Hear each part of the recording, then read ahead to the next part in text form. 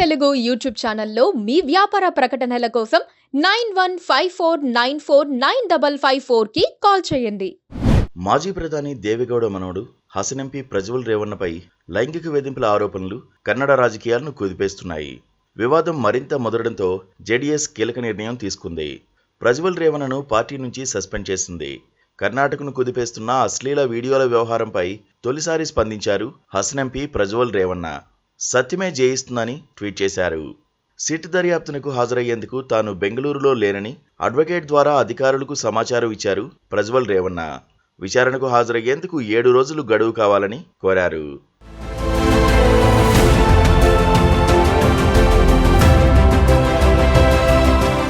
అభ్యంతరకర వీడియోల వ్యవహారంలో ఆరోపణలు ఎదుర్కొంటున్న జేడీఎస్ ఎంపీ ప్రజ్వల్ రేవన్నపై వేటు పడింది. ఆయన్ను పార్టీ నుంచి సస్పెండ్ చేస్తూ నిర్ణయం తీసుకుంది జేడీఎస్ కోర్ కమిటీ. షోకాజ్ నోటీసులు జారీ చేసింది. సిట్ నివేదిక వచ్చే వరకు ప్రజ్వల్పై సస్పెన్షన్ కొనసాగనుంది. సిట్టింగ్ స్థానం హసన్ నుంచి ఎన్డీఏ అభ్యర్థిగా లోక్సభ బరిలో నిలిచారు ప్రజ్వల్ రేవన్న. ఏప్రిల్ 26న ఇక్కడ పోలింగ్ పూర్తి కాగా సరిగ్గా ఒక్కరోజు ముందు అశ్లీల వీడియోలు బయటకొచ్చాయి. దీంతో బీజేపీ జేడీఎస్ కూటమిని కాంగ్రెస్ టార్గెట్ చేసింది. ఈ నేపథ్యంలోనే ప్రజ్వల్పై సస్పెన్షన్ వేటు పడింది.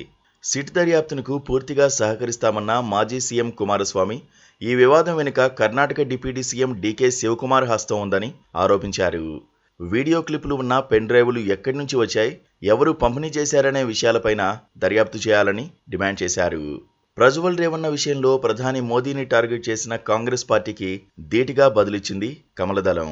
మాతృశక్తికి మోదీ సర్కార్ అండగా నిలుస్తుందన్నారు కేంద్ర హోంమంత్రి అమిత్ షా. లైంగిక వేధింపులకు పాల్పడిన వారిని క్షమించేది లేదని స్పష్టం చేశారు. వీడియోల గురించి ముందే తెలిసినా ఎందుకు చర్యలు చేపట్టలేదని కాంగ్రెస్ ప్రభుత్వాన్ని నిలదీశారు అమిత్ షా. అశ్లీల వీడియోలు బయటకొచ్చిన వెంటనే కర్ణాటక ప్రభుత్వం సిట్ విచారణకు ఆదేశించగా ప్రజ్వల్ రేవన్న విదేశాలకు పారిపోయారు. మరోవైపు ప్రజ్వల్ రేవన్న వ్యవహారంపై జాతీయ మహిళా కమిషన్ స్పందించింది. 3 రోజుల్లో పూర్తి నివేదిక సమర్పించాలని కర్ణాటక పోలీసులను ఆదేశించింది. ప్రజ్వల్ను ముందే ఎందుకు అరెస్టు చేయలేదని సిద్ధరామయ్య ప్రభుత్వాన్ని ప్రశ్నించింది national women commission.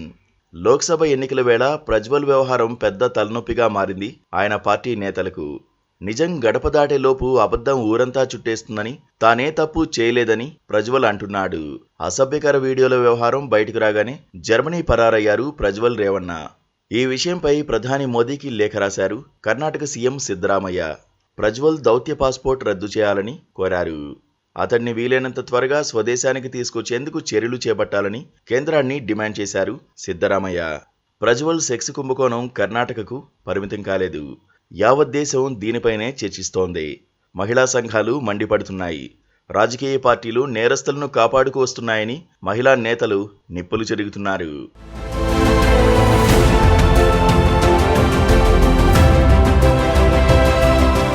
Please subscribe to